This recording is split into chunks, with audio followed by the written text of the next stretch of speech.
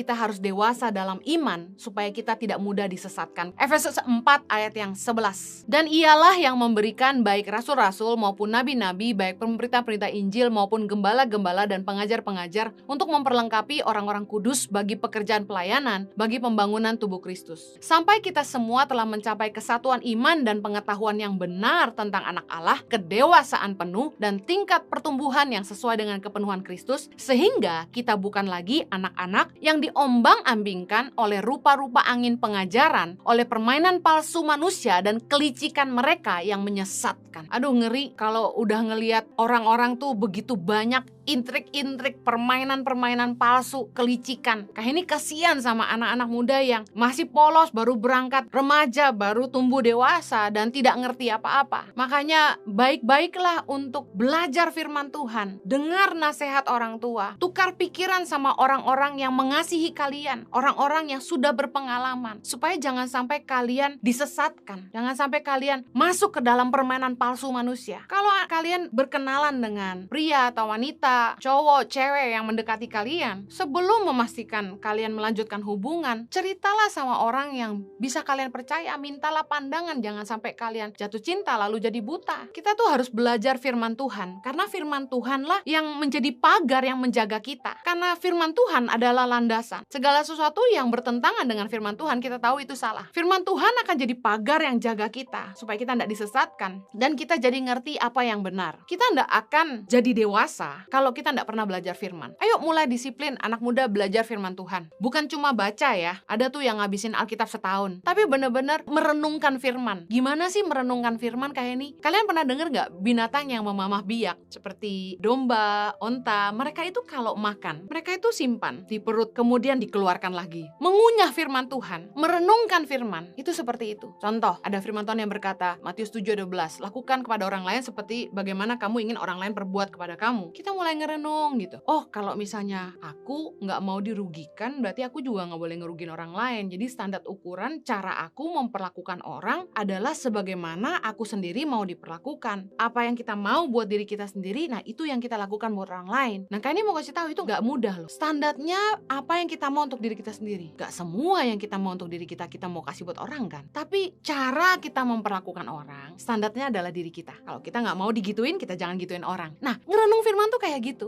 Kayak dipikirin, direnungin gitu. Lagi mandi dipikirin, lagi mau makan dipikirin, nanti direnungin lagi pas mau tidur direnungin. Terus yang paling hebat gini, dihidupin. Firman Tuhan hanya akan jadi kebenaran ketika kita melakukan. Kita lakukan dalam hidup kita. Tahu sedikit, dihidupin. Jangan tahu banyak, nggak lakukan sama sekali.